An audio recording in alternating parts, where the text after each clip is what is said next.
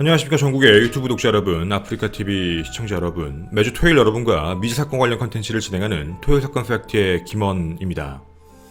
오늘 여러분과 함께 이야기하게 될 사건은 제목을 보시면 아시겠지만 좀 굉장히 답답한 사건입니다. 범인이 현재 없는 상태로 종결됐다라고 생각하시면 제일 좋고요. 그리고 9년간 미제사건으로 분류가 되어 있지만 공식적으로는 미제사건이라 부르진 않습니다. 해결은 됐는데 범인이 없이 끝난, 어떻게 보면 이태원 살인 사건의 느낌과 굉장히 비슷한 이야기이기도 합니다. 타사 프로그램에서 많이 진행이 됐었고요. 오늘 여러분과는 하나하나 정보들을 좀 더 찾아보고 과연 여기서 얘기했던 최고의 용의자, 아니 혹은 용의자들이 정말 범인이었을지 범인이 아니었을지 같이 한번 얘기를 나눠보고자 합니다. 오늘 우리의 이야기 속에서 어떤 힌트가 있을지 여러분들의 많은 의견도 기다리도록 하겠습니다. 때는 2009년 6월 14일 일요일로 거슬러 올라가도록 하겠습니다. 최고온도 28도에 육박하는 무더운 여름날의 시작을 알리는 날이었습니다. 전라남도 광양의 종합버스터미널 쪽에 있는 이제 주차장 공터에서 한 가지 일이 생기게 됩니다. 주말을 맞아 일종의 조기축구 같은 것처럼 그냥 볼을 돌리면서 놀고 있었던, 축구를 하고 있던 회사원 박 씨는 공이 멀리 튕겨나가자 그 공을 찾으러 주차장 방향으로 뛰게 됩니다. 그리고 그 공을 찾고 공을 잡아 고개를 딱 드는 순간 박 씨의 눈앞에 좀 이상한 차량이 한 대 보였던 겁니다. 분명히 시동이 걸려있는 차량이었는데 별거 아닌 것처럼 지나갈 수 있을지는 모르겠지만 선텐이 짙게 안 돼 있는 그 안에 운전석에 누군가 의자를 눕힌 채 누워있는 것으로 확인이 됐습니다. 물론 누군가 그냥 잠을 자나 보다 라고 생각하고 넘어갈 수도 있는 탓이었는데 뭔가 느낌이 이상했다라고 합니다. 문을 두들겨 봐도 그 안에선 전혀 반응도 없고, 가만히 보는데 사람이 몸이 움직여야 되거든요. 여름날이기 때문에 옷을 가볍게 입은 상태라 숨을 쉰다면 분명히 몸이 좀 움직일 거다라고 생각을 했는데도 불구하고 아예 몸에 움직임도 없었던 겁니다. 뭔가 일이 잘못됐구나. 어떤 사람이 차에서 에어컨을 틀고 잠을 자다가 좀 문제가 생겼나? 이런 생각 때문에 바로 박 씨는 119와 112에 신고를 하게 됩니다. 그리고 현장에 경찰분들이 출동을 하게 되죠. 바로 이것이 당시 사건 현장에 있던 차량이 있던 장소였습니다. 자, 이제 우리는 지금부터 폴리스 라인에 대한 이야기를 같이 한번 이야기해 보도록 하겠습니다. 사건 현장에 있었던 폴리스 라인의 위주의 이야기인데요. 현장 확인입니다. 첫 번째, 차량은 시동이 걸려져 있는 상태였다라는 게 힌트입니다. 그리고 두 번째, 차량의 문 자체는 안에서 전부 잠겨 있는 상태였습니다. 어떻게 보면 밀실일 수 있겠죠. 세 번째, 차량의 문이 잠겨 있기 때문에 당시에 경찰분들은 창문을 깨고 차 문을 열려고 시도를 했는데요. 창문을 깨자마자 안에서 어마어마하게 뜨거운 공기가 나온 겁니다. 바깥 외부 온도도 이미 거의 28도에 육박하는 날씨였는데 그 안에서 엄청나게 뜨거운 공기가 나왔던 거죠. 확인을 해봤더니 차량에 히터가 틀어져 있는 상태였습니다. 온도는 32도에 맞춰져 있는 상태였고 아주 어마어마하게 뜨거운 바람이 나오고 있던 거죠. 네 번째, 시신은 육안으로 봤을 때 혈흔이라든가 폭행의 흔적 같은 게 없는 상태였습니다. 도리어 시신이 발견됐을 때 이런 모습으로 확인이 됐었습니다. 당시 시신 발견 당시의 모습입니다. 보시는 바와 같이 도리어 양손을 배 위에 가지런히 올려놓은 상태로 확인이 됐던 겁니다. 그리고 뒷좌석에는 좀 이상한 게 보였는데요. 뭔가 약봉투 같은 게 확인이 됩니다. 자, 이게 처음 경찰분들과 119 구급대원이 도착했을 때 봤던 현장의 모습입니다. 자, 그럼 우리 좀 생각을 좀 해봐야겠습니다. 차 문은 안에서 잠긴 상태, 외부의 침입 흔적 자체도 없는 상태, 차량의 시동이 걸려져 있는 상태, 온도는 32도까지 올라있는 상태, 반항은도 없고 반듯하게 누워있는 사람의 모습, 옷이 어디 하나 찢어진 것도 없고요. 뭔가 약물이 빨리 돌게 하기 위해서 온도를 높였나? 약물로서 자살을 하는 사람들의 모습이 좀 많이 보이는 형태였던 겁니다. 뒤에 약봉투도 있었거든요. 자, 우리 이 현장 상황에 대해서 좀 분석을 해보면 상황적으로 봤을 때 당시 출동했던 베테랑 형사분들도 저희에게 자료를 얘기해 주시는 분들도 이거 겉으로 보면 자살이라는 생각이 되게 많이 든다라고 합니다. 처음에도 자살이라고 판단을 했던 거죠. 근데 아무리 자살이라고 하더라도 확인할 사항들은 몇 가지가 존재합니다. 첫 번째, 신원을 확인해야 되고요. 신원을 확인해서 뭐 자살할 만한 이유가 있었는지, 동기가 있었는지에 대한 부분. 두 번째, 이곳에 어떻게 왔는지, 뭐 CCTV든 뭐든 확인해서 혼자 온 게 맞는 건지를 체크해야 되고, 더불어 유서나 혹은 그 전에 뭔가 자살을 암시하는 듯한 행동을 했는지 이런 걸 확인해야 됩니다. 그리고 더불어 이 현장 내에서 자살이 맞다면 약물의 흔적이 있는 것인지 이런 걸 확인해 봐야 됐던 상황인 거죠. 위에 나왔던 내용들을 먼저 가족들에게, 유족들에게 타살의 혐의점을 두고 수사하겠습니다라고 말은 못합니다. 당연한 겁니다. 겉으로 보여지는 모습이 자살인데 자살 아닐 수도 있으니까 타살도 조사해 볼게요 라고 유족분들에게 얘기를 하면 유족의 입장에서 대부분은 타살일 수도 있다라는 데 무게중심을 많이 싣다 보니까 잘못하면 유족분들에게 헛된 이야기, 헛된 기대 같은 걸 줄 수도 있는 상황이라 상황을 지켜볼 필요가 당시에 있던 겁니다. 분명 겉으로 봤을 때는 무언가 자살 같은데 일단 조금 더 구체적으로 봐야 된다라는 부분인 거죠. 일단 우리가 구체적으로 들어가기 이전에 여러분에게 이렇게 한번 말씀을 드려보겠습니다. 지금 알려드린 이 모든 상황이 타살일 때는 불가능할까요?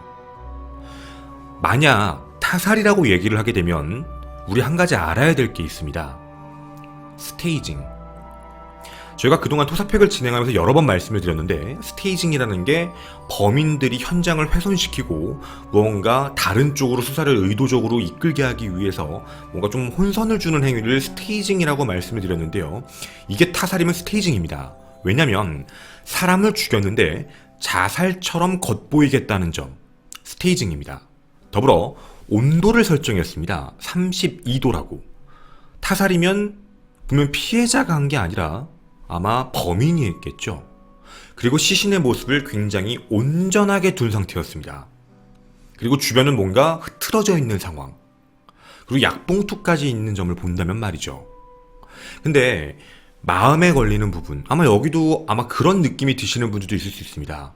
아니, 타살에 대한 거면 스테이징이란 건 알겠는데 시동이 안에 키가 꼽혀 있는 채로 분명 시동이 걸려 있었는데 문이 잠겨 있는 상태였습니다.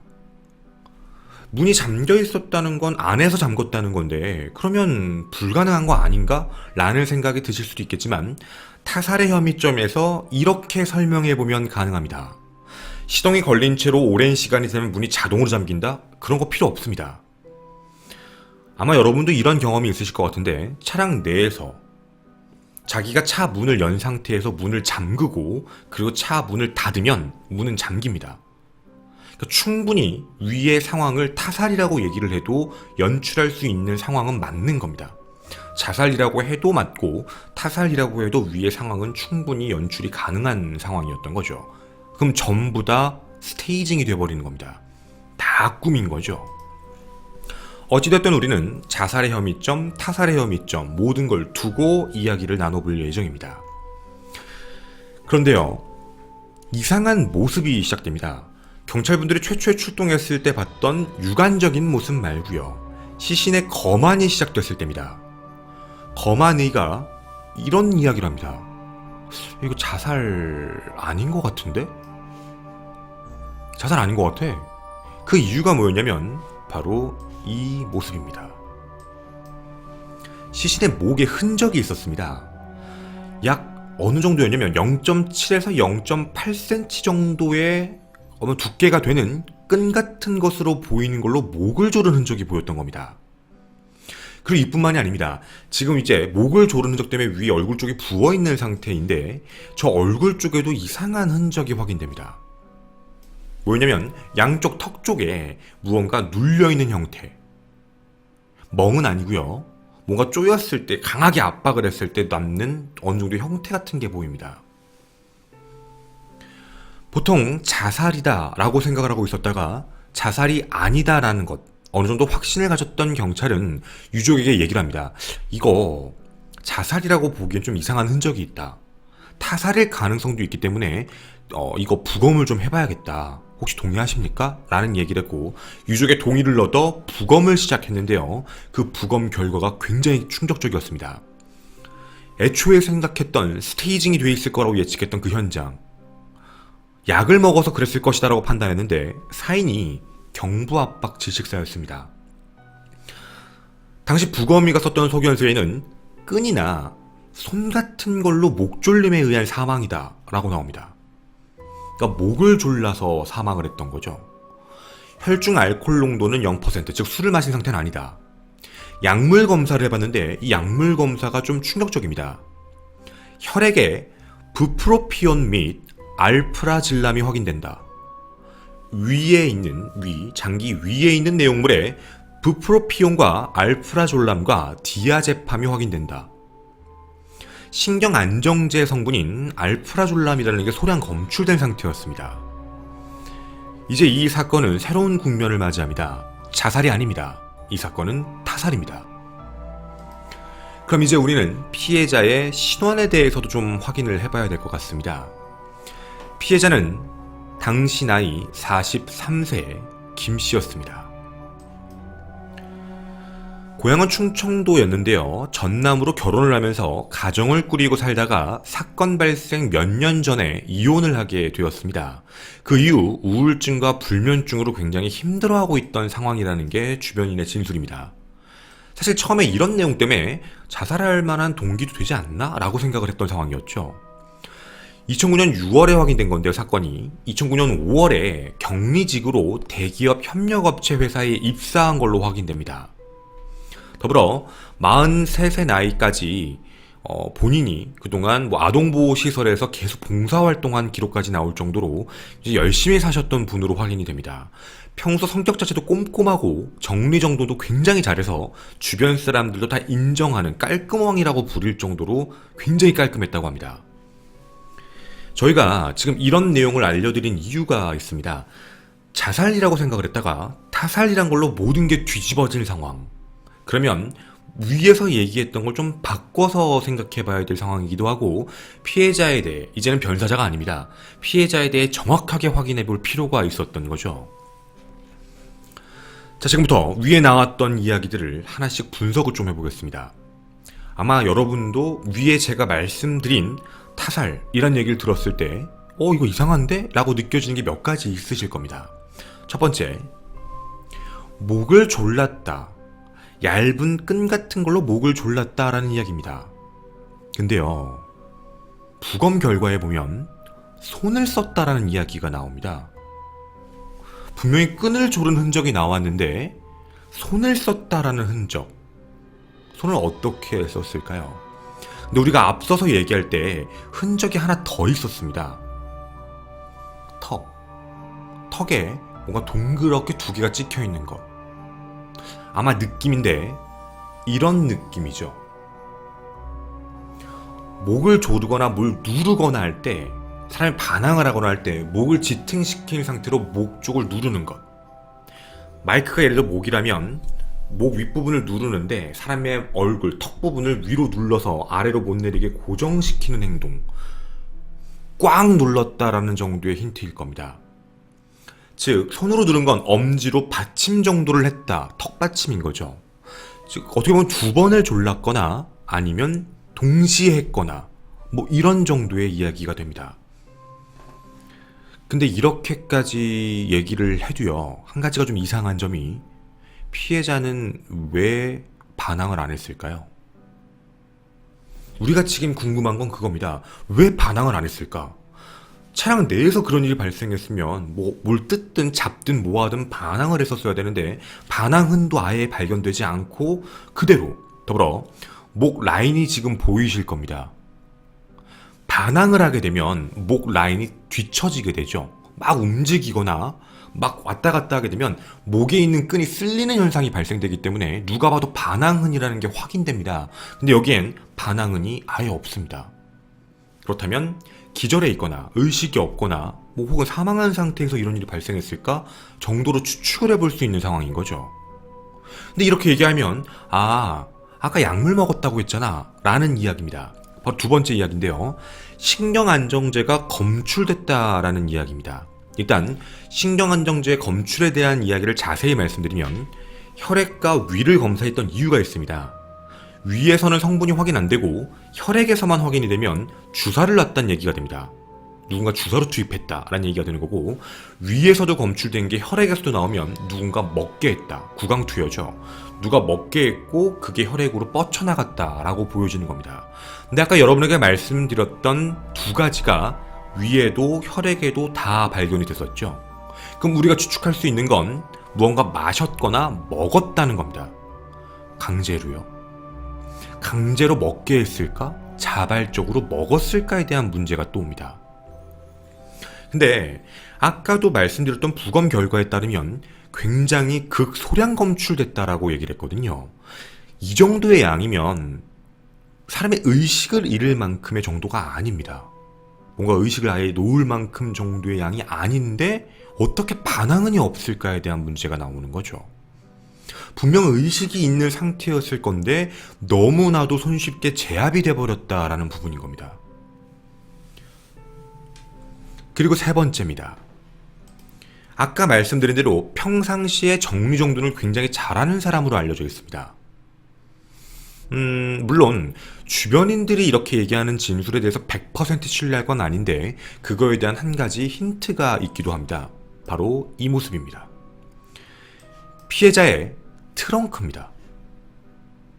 여러분도 지금 보시면 아시겠지만 트렁크는 누군가가 확인하고 보는 공간은 아닙니다.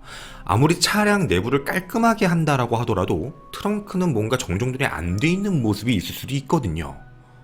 근데 여러분이 보시는 바와 같이 트렁크도 굉장히 뭔가 정리가 잘 되어 있습니다.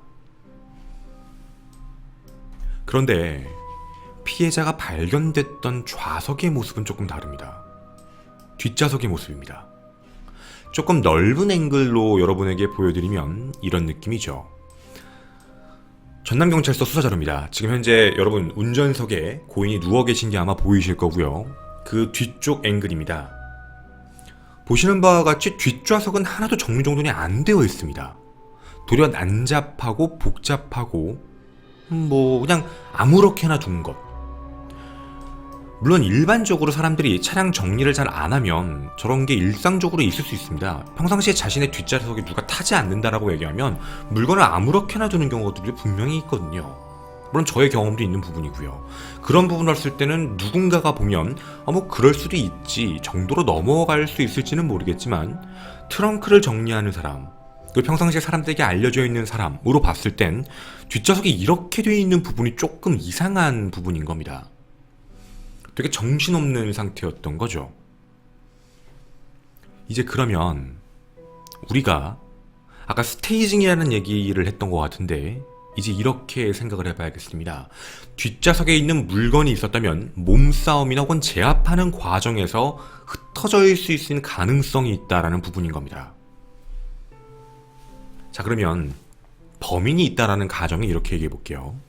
뒷좌석의 물건을 관리할 수도 있습니다. 예를 들어 면식범이면 이 사람이 평상시에 정리정돈을 잘한다 라고 알고 있는 사람이라면 뒷좌석에 물건을 정리해놓고 나올 수도 있지만 그렇게 하지 않았다는 건 어쩌면 비면식범 혹은 면식범이라 하더라도 이런 세부적인 버릇 같은 걸 모르는 사람일 확률도 있는 겁니다. 살인의 목적 자체가 없는 상황인 거죠. 돈을 훔친 것도 아니고 그리고 뭔가 금전적 이런 문제가 있던 상황도 아니고 원한일 확률이 제일 높은 상황에서 말입니다. 이런 경우의 수를 놓고 이제 다른 경우의 수를 얘기하게 된다면 물건을 범인이 그대로 놓았을 가능성 일부러에 대한 부분도 있습니다. 스테이징 때문입니다. 일부러 거짓된 환경을 만들었을 수도 있다라는 이야기인 거죠. 자, 그러면 이제 우리는 살인에 대해서 범인의 모습에서 한번 생각을 해보겠습니다. 지금 상황 설명을 다 드렸고 타살이라고 했으니까 여러분에게 질문을 이렇게 던져보겠습니다. 범인은 어디에 있었을까요? 범인이 어디에 있는 게 안정적일까요? 목을 졸랐습니다. 그리고 목이 분명 이렇게 졸려있는 형태입니다. 옆좌석에서 이렇게 조르는 거 불가능합니다. 그럼 우리가 생각해보면 뒷좌석일 겁니다. 아, 범인이 뒤에 앉아 있을 거다. 근데 어떤 의도로 어떻게 얘기를 했길래 피해자 뒤에 앉아서 거기에 있을 수 있었지? 라는 문제 하나. 또 하나 더입니다. 뒤에 있다라고 얘기하면 또 하나 말이 안 맞는 게 목을 조른 흔적이 안 맞습니다. 분명 목을 조른 건 턱 두 개가 눌려있는 상태였기 때문에 뒤에서 했다요.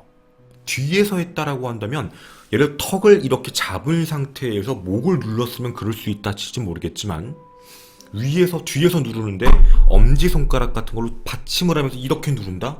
힘이 안 들어갑니다. 옆좌석에서 사람을 올라타서 위에서 눌렀다라고 하면 그럴 확률이 높을 수 있습니다. 그럼 처음부터 다시 상황을 좀 만들어 보겠습니다. 애초부터 좌석이 눕혀져 있진 않았겠죠. 좌석은 어느 정도 올라가 있는 상태였을 겁니다. 그리고 그 안에서 목을 졸라 살해한 뒤 그 이후에 눕혔다라고 봤을 때 과연 목을 조르는 상황에서 또 위에 올라타서 누르는 것 정면 상황인 거죠. 이게 정말 가능했을까? 그렇다고 눕혀져 있는 상태에서 위에 올라타서 누르는 건 인정을 하겠지만 그 상태면 또 뒤에서 당기는 것도 힘듭니다. 목을 졸라 살인하기가 어렵거든요. 아니 위에서 아래로 누를 수도 있잖아요 라는 이야기도 충분히 납득이 되지만 여러분이 보신 이 목의 흔적을 보시면 뒤쪽까지 이어집니다. 만약 이 정도까지만 이어졌다라고 한다면 뭐 그러면 위에서 눌렀다 줄로 이렇게 할 수 있을진 모르겠지만 뒤에까지 당겼다는 건 확실히 뒤에서 잡아서 갔다라는 겁니다. 시신의 모습에서 두 가지 흔적이 발견됩니다. 한 명이 했다라고 보기엔 되게 이상한 행동인 거죠. 왜 굳이 이런 행동을? 뭐 예를 들자면 목을 졸랐으면 졸로 끝난 거지 왜 턱을 잡고 왜 눌렀지? 살아있었나? 근데 처음부터 턱을 잡고 눌렀다. 그리고 뭔가 기절했거나 사망했다? 그 이후에 뒷좌석에 가서 졸랐다. 글쎄요. 굳이 이런 행동을 할 필요가 없는데 말입니다. 뭔가 모습적으로 봤을 때 한 명이 아닐 가능성도 있다라는 느낌이 드는 겁니다. 한 명이 아니면 한 명이 더. 그래서 반항은이 확인 안 되는 것. 이러면 확인이 어느 정도 가능할 수는 있습니다. 누군가가 제압을 했고 몸이 못 움직이는 상태에서 뒤에서 목을 졸랐고 그런 상태라면 어쩌면 가능하지 않을까. 혹은 제압이 된 상태에서 줄로 누르는 상태인데 목을 들어서 줄과 같이 누른 상태였다면 이런 흔적이 나올 수도 있습니다. 만약 2명 이상이라면 한 명은 뒷좌석, 한 명은 앞쪽 이렇게 판단할 수 있는 문제죠. 물론 우리가 얘기하는 전제 조건은 차량 내에서 이런 일이 발생했을 때란 이야기입니다. 차량 내가 아니라 외부에서 이런 일이 발생되고 이쪽으로 함께 이동을 해서 이런 일이 있었다라고 한다면 좀 다른 문제가 되겠죠. 어찌됐든 범주는 좀 넓게 잡아보도록 하겠습니다. 자, 그럼 우리는 이제 궁금한 게 하나밖에 없습니다. 그날입니다. 2009년 6월 14일 일요일. 그날 피해자의 행적에 대해서 알아봐야 합니다. 그날 도대체 어떤 행적을 갖고 있었길래 이런 일이 발생했는지 말이죠. 2009년 6월 14일 아침, 피해자는 누군가의 연락을 받고 외출한 것으로 확인이 됩니다. 근데 좀 이상한 점이 있는데요.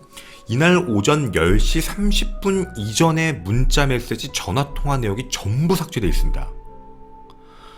10시 35분 이후 거는 확인이 되는데 그 전 게 없었던 거죠. 그래서 경찰은 결국에 이 부분에서 디지털 복구까지 하게 됩니다. 그리고 확인이 됩니다. 2009년 6월 14일 일요일 아침 8시 57분 자신이 한 달 전에 격리로 취업했던 대기업의 사장, 협력업체 사장 40세 이모 씨의 문자를 받고 집을 나선 거로 확인됩니다. 총 3번의 문자를 받은 걸로 확인되는데 땡땡 병원 앞으로 가라. 그리고 땡땡 엄마가 약을 하나 줄 거다. 바로 그 약을 먹고 집에서 쉬어라. 답하지 말고. 바로 이 문자가 복원된 겁니다. 문자 메시지입니다. 총 3번 정도를 걸쳐서 보낸 것으로 확인이 됩니다.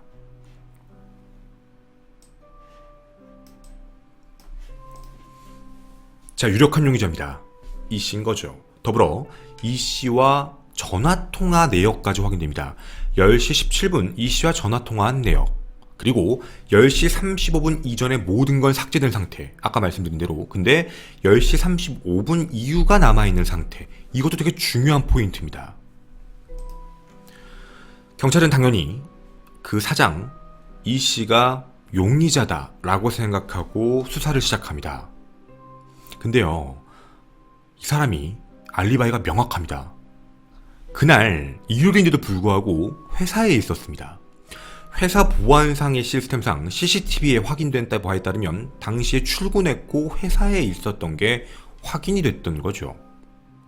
분명 당시에 여러 개의 문자를 주고받았고 전화통화 내역까지 있는 겁니다. 그래서 이 씨를 부른 다음 경찰은 묻습니다. 당신의 문자를 받고 외부에 나간 건데 피해자가 어떻게 된 거냐라고 물었을 때 이 사장은 이렇게 대답을 합니다.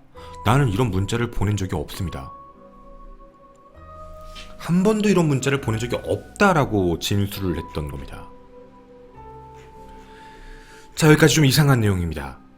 일단 여기까지의 내용을 조금 다시 한번 분석을 좀 해보도록 하겠습니다.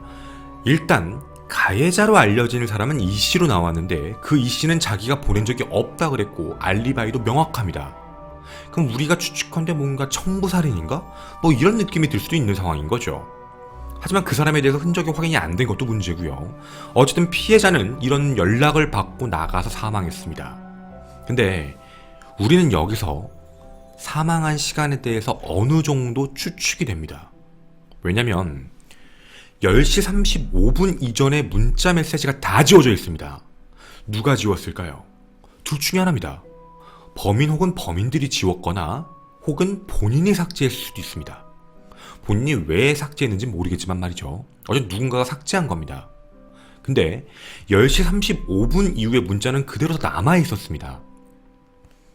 추측을 해보면 아마 사망을 해서 지울 수 없는 상태였거나 혹은 범인이 이미 자기가 생각한 걸 다 끝내놓은 상태라서 지울 여력이 없었던 상태라고 보면 되겠죠.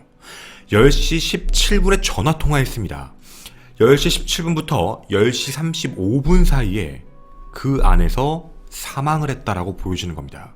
그리고 차량 CCTV 및 차량 이동 내역을 확인했을 때도 집에서 350m 떨어져 있는 공간입니다.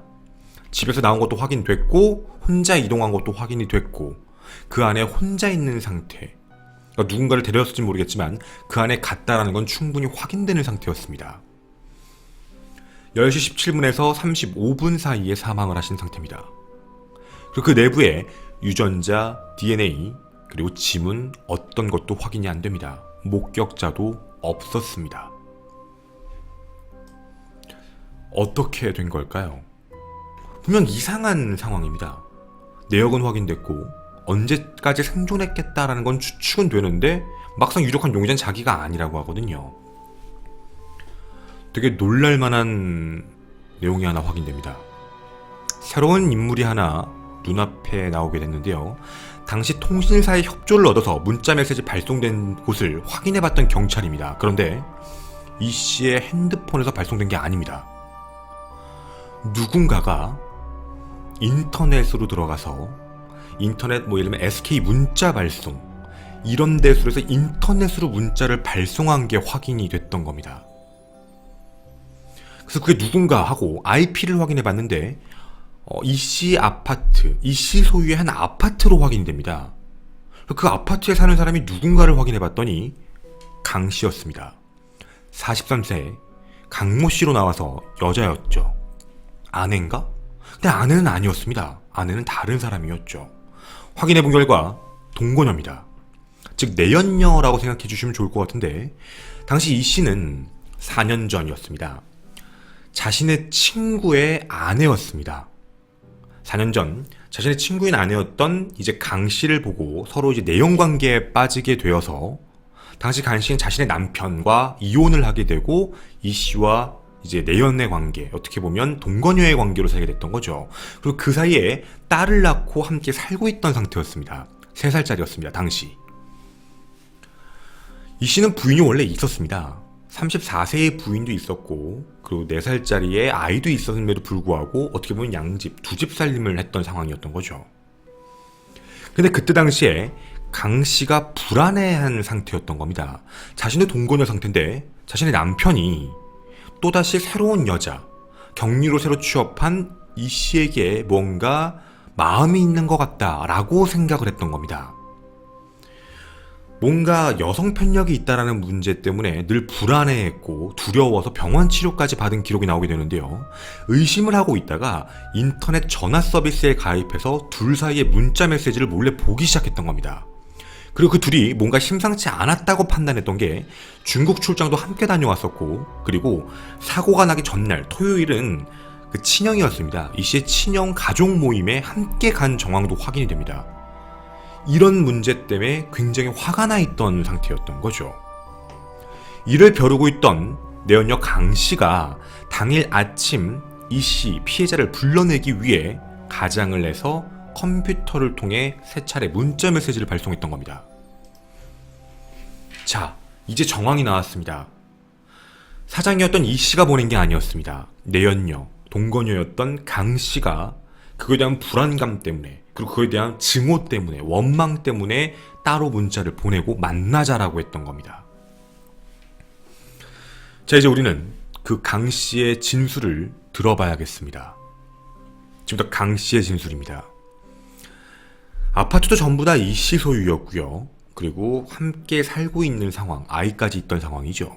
처음 체포되고 이틀간은 아예 말을 안 합니다. 침묵하고 있다가 3일째가 되었을 때 살인행위를 자백합니다. 내가 신경항제를 직접 줬어요. 이 약입니다. 약 먹어라. 이거다. 주라고 했던 게 이 약이야. 근데 그 약이 안정제였던 거죠. 그 약을 먹게 됐고, 더불어 만난 다음 처음에 병원 앞으로 가서 만난 뒤 차에 함께 타고 터미널 공터로 왔다. 마시게 한 다음에 서로 삿대질하고 목소리 높이며 싸움이 시작됐다.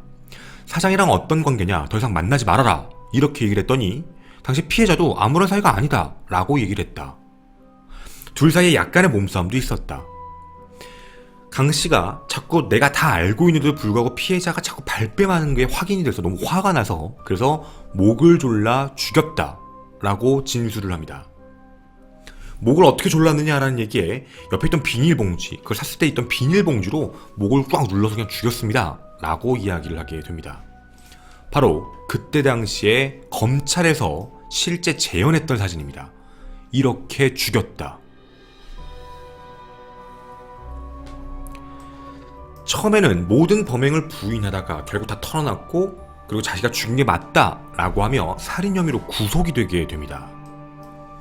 근데 여기서 끝나지가 않았습니다. 자기 살인에 대한 이야기를 하면서요, 무언가 다른 이야기를 갑자기 합니다. 바로 이 사건 발생 5년 전 2004년입니다. 당시 자신의 이제 내연남이죠. 그 사장 이 씨의 본처 최 씨입니다. 2004년 당시에 최 씨가 식물인간이 됐었는데요. 당시 이유가 뭐였냐면 자백을 합니다. 자기가 너무 질투를 해서 강 씨가 가서 살해를 하려고 목을 졸랐는데 실패했다. 죽지 않고 식물인간이 됐습니다. 살인미수에 대한 이야기를 자기 입으로 이야기를 합니다. 즉 강 씨는 아무도 묻지 않은 과거의 범죄 경력까지 얘기를 했던 거죠. 이 씨라는 남자와 관련되어 있는 모든 여자에 대해서 살인행위를 하려고 했던 겁니다. 한 건은 살인행위, 지금 이 사건이죠. 2004년은 살인미수의 범행이었던 겁니다. 2004년 7월 27일 의식을 잃고 쓰러졌고, 외부 판정은 물리적인 힘에 의해서 귀간지가 깨지면서 식물인간이 됐다라고 판정받았습니다. 5년간 이제 식물인간이었는데 5년 뒤에 회복이 되었던 상황이죠. 당시 충격 때문에 상황을 기억을 못하고 있었는데 최면요법이 들어가면서 기억이 났던 겁니다. 강 씨가 왔다. 누구였냐면 내 남편의 친구의 부인이다. 찾아와서 내 목을 졸랐다. 그리고 이 모든 내용을 자백하고 현장 검증도 시행하고, 그리고 자신의 죄에 대해서 인정을 하는 모습을 보이게 됩니다. 자, 이 모든 상황이었습니다. 범인은 강 씨입니다. 그리고 강 씨는 이 사건뿐만 아니라 과거에도 살인 미수건이 하나 있었던 거죠. 정말 사이코틱한 범죄자입니다. 그리고 강 씨는 구속되기 전에 검사 앞에서 이런 얘기도 합니다. 고인의 영혼을 달래주려고 묘에 가서 술이나 한 잔 좀 따라주면서 영혼을 달래고 싶다. 뭐 이런 얘기까지 합니다. 그리고 법원에서 재판이 시작되기 전 공판이죠. 세 번째 공판 때까지도 제가 죽인 게 맞습니다. 라고 다 인정을 합니다. 그런데 이게 일이 이상하게 꼬입니다. 자신의 단독 범행을 주장하던 강 씨가 네 번째 법정에 들어서며 이렇게 이야기를 합니다. 저 안 죽였어요. 저는 죽인 적은 없어요. 라고 이야기합니다. 내가 먼저 피해자한테 문자 보낸 건 맞는데요. 그 이후의 진술은 다 거짓말입니다. 그냥 강압적인 거라 그냥 얘기한 거예요. 이렇게 진술합니다. 당시에 검찰과 경찰은 정말 너무나도 어이없던 상황인 거죠. 아니 자기가 다 자백을 해서 조석 꾸미고 올라왔던 상황인데 갑자기 다 뒤집어 버린 겁니다. 강 씨는 이렇게 얘기합니다. 그날 아침 내가 문자 보낸 건 맞다. 만나러 가려고 했던 것도 맞다. 근데 아침에 딸이 징징대며 자꾸 울어가지고 달래느라 피해자를 만나러 가지 못했다. 내가 만났다는 증거 있냐? 라는 이야기를 합니다. 그 묻습니다. 그럼 너 왜 네가 죽였다고 얘기한 거야? 라는 질문에 사실상 남편이었던 이 씨도 당시에 구속영장이 신청된 상황이었습니다. 남편도 잘못이 있다. 남편도 체포될까봐. 둘 가운데 범행 의심을 사고 있는데 둘 중에는 내가 더 낫겠다. 왜냐면 경제력에 있는 게 남편이기 때문에 남편이 예를 들어서 남편이 들어가 버리면 딸을 누가 키우냐. 그런 것 때문에 내가 모든 죄를 짊어지어야겠다라는 생각 때문에 내가 했다라고 이야기했다. 근데 지금 상황을 보니까 남편도 들어갈 것 같고 나는 내가 한 거 아닌데 너무 억울하다. 나는 무죄다. 라고 주장을 바꿉니다. 근데 이게 문제가 생겨버립니다. 여러분도 아마 눈치를 채셨을 겁니다. 이게 굉장히 고도의 전략이었던 게 뭐였냐면 당시 검찰과 경찰도 통신 내역 조회를 한 다음에 강 씨가 체포되고 바로 범행을 자백하는 것 때문에 사건 현장에 있었던 DNA 지문, 더불어 목격자, 차량 동선 이런 모든 부분을 수사를 못했던 겁니다. 정확히는 안 한 거죠. 초동 수사를 시작을 했었어야 되는데 다 자백을 하니까 됐네. 뭐 이 정도면 다 끝났네. 이런 느낌 때문에 수사가 된 게 아무것도 없는 상황인 겁니다. 즉 증거물이 없는 상태였던 거죠. 피해자 몸속에서 나왔던 신경 안정제에 대한 부분도 그거 저 아닌데? 그거 다시 확인해봐요. 저 아니에요. 저 안 갔다니까요. 이야기가 이상하게 흘러갔던 겁니다. 병 있었어요? 병 없었죠. 병 없잖아요. 당시에 변호사가 뭐라고 얘기했냐면 이게 먹은 지가 얼마나 된 건데요. 바로 먹어서 소량이 확인된 건지 좀 센 걸 예전에 몇 시간 전에 먹었는데 아니면 전날 밤에 먹었는데 그게 지금까지 온 건지 그건 똑같은 거 아닌가요? 라는 질문에 답변을 못합니다. 더불어 이게 문제가 됩니다. 당시 비닐봉지로 목을 졸랐다 라는 진술을 하게 됩니다. 그런데 비닐봉지로는요 0.7에서 0.8cm의 폭을 낼 수가 없습니다. 과학수사 결론이 하나 나왔던 거죠. 더불어 거기서 안 끝납니다. 목을 어떻게 조르는지 보이십니까? 뒤에서 안 조릅니다. 앞에서, 이게 실제 사진입니다. 앞에서 누릅니다. 근데 이런 모습대로 돼버리면 피해자의 목에서 이런 상처가 안 나옵니다. 즉 당시에 검찰도 너무 순순히 자백을 하니까 어떻게 죽였는데 이렇게 눌렀어요. 그랬네. 됐네. 이렇게 하고 넘어가 버린 겁니다. 즉 과학수사 결과까지도 여기 있는 강 씨가 범인이 아니라는 거에 뒷받침이 되어버렸던 상황이죠. 자, 당시 되게 이상했던 상황이었습니다. 법원에 올라가서도 모든 혐의를 부인하게 됐고 1심 재판부가 이런 판단을 내립니다. 최초 자백한 내용만으론 범죄 성립 요건을 충족할 수가 없다. 물적 증거도 없는 상태다. 휴대폰 문자 내용 하나만 가지고 살인범이다라고 간주할 수는 없다. 더불어 피고인이 범행 현장의 모습을 실제로 모를 가능성이 너무 높다라고 얘기합니다. 몰랐던 거죠. 범행 현장을 알고서 이런 행동을 하진 않았을 것이다 라고 재판부가 인정을 합니다. 1심 재판부는 무죄를 판단합니다. 그리고 검찰은 인정하지 않고 계속해서 올라가게 되죠. 2심 그리고 대법원까지 올라갑니다. 2014년까지 올라왔는데요. 2014년 3월 대법원은 피고인이 피해자를 만났다는 사실이 명확하게 확인되지 않는다. 더불어 피해자의 사망이 피고인의 범행에 의해서 그렇다라고 인정하기 너무 어렵다 라고 얘기하며 무죄를 확정합니다. 즉 살인사건은 맞는데 범인이 없어진 겁니다. 즉 그 누구도 범인은 아니게 된 상황이 됐던 거죠.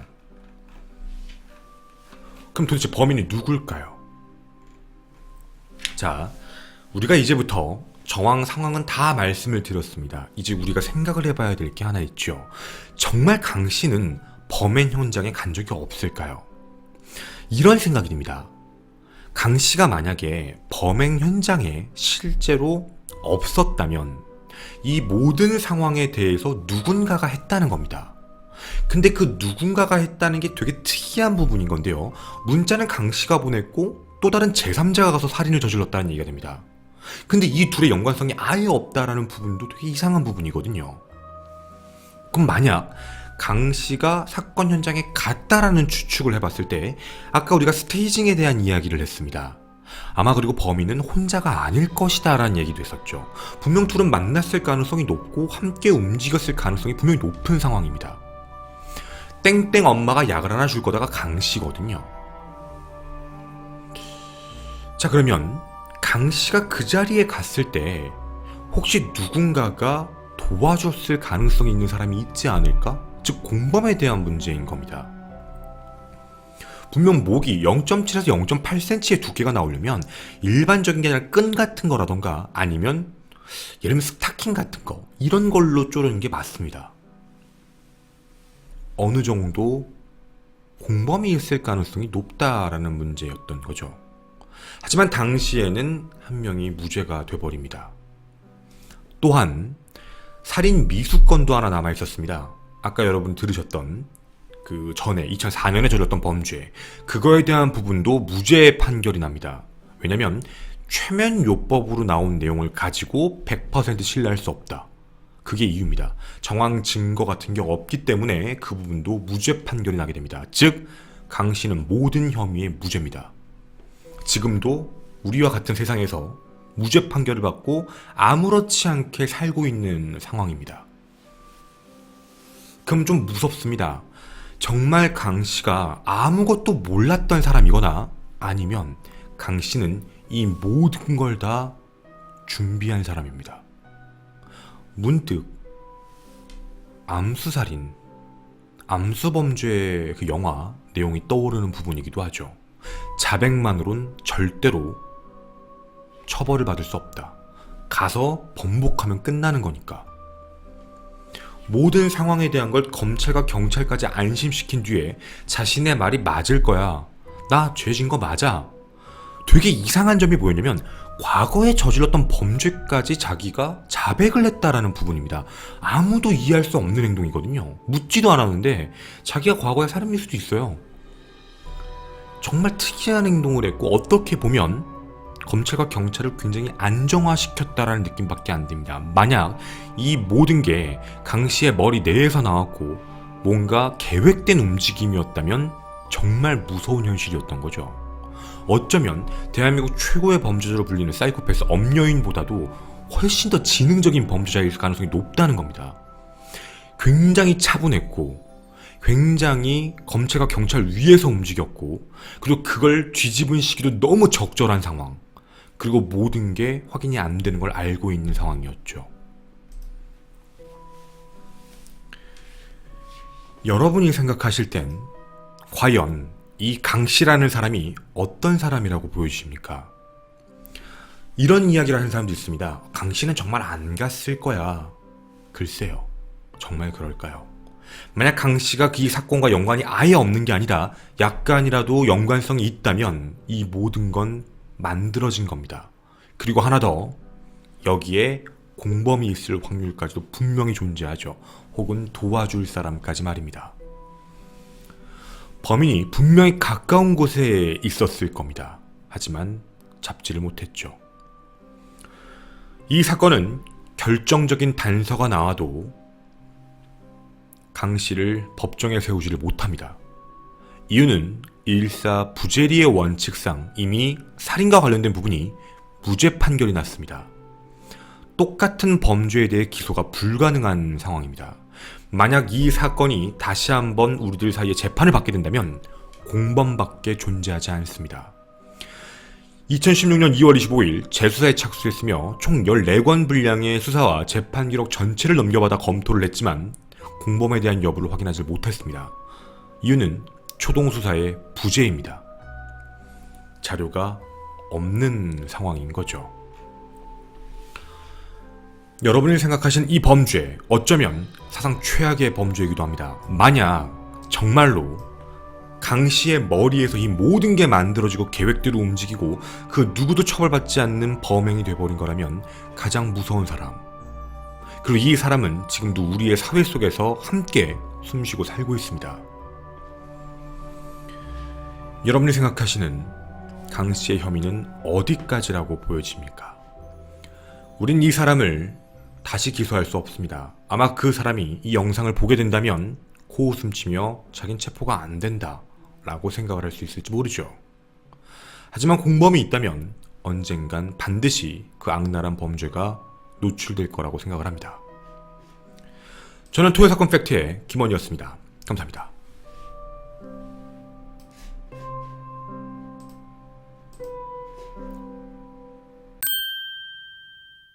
이거 그러니까 프로파일링 하시는 분도 다 똑같이 얘기했어요. 왜 과거 얘기를 했을까? 안 해도 되는 얘기인데 왜 과거에 식물인간 만든 얘기를 왜 했지? 그거 암수살인하고 되게 비슷한 거예요. 자기가 죽인 걸 옛날 걸 얘기하는 거예요. 그러면서 암수살인 보시면 아시지만 그렇게 하나씩 증거 없는 걸 뒤집으면서 경찰이 무능하다는 걸 알려주는 거예요. 재판장에서 경찰이 얘기하는 건 합리적이지 않아요.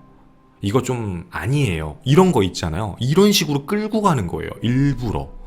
그러니까 경찰 측, 검찰 측의 진술의 신뢰성을 떨어뜨리는 거예요. 그렇게 만드는 거거든요. 그러니까 이게 왜 과거에 대한 얘기를 아무도 시키지 않았는데 했을까? 검찰과 경찰은 그냥 뭐 과거에 정신병력이 있다고 하니까 뭐 그냥 아무렇지 않게 얘기를 했나 보지 라고 생각을 하지만 아니요. 이거는 누가 봐도 의도적이었던 것 같아요. 얘기를 한 게. 과거의 것까지 얘기를 하면서 경찰들 놀래죠. 뭐야 이거 진짜야? 확인해봤는데 진짜야. 그럼 경찰은 어떻게 해야 되죠? 두 가지 혐의를 다 기소해야 돼요. 혐의가 기소가 두 개가 되니까 수사망이 퍼지는 거예요. 두 개를 해서. 그러니까 재판 한 번을 때리면서 두 가지를 전부 무죄를 만들어버린 거예요. 증거 없잖아. 나 안 죽였는데? 어쩔 수 없이 그런 거잖아요. 내가 말할 수밖에 어쩔 수 없었어요. 이렇게 돼버린 거예요. 이게 우리가 예전에 했던 암수살인이라는 영화 있잖아요. 그거보다도 여기서부터라는 생각이에요. 그러니까 저는 이거 지능범 같아요. 그러니까 몰랐다라는 게 판단이 안 되고 정말 지능범이라는 생각밖에 안 들어요. 그러니까 그냥 느낌이. 네, 그래서 그게 아니고서야 왜 이런 행동을 했을지가 되게 많거든요. 그리고 사건 현장에 대해서도 자살로 스테이징 다 했고. 그러니까 느낌상 약간 그래요. 무서워요. 솔직하게 얘기하면.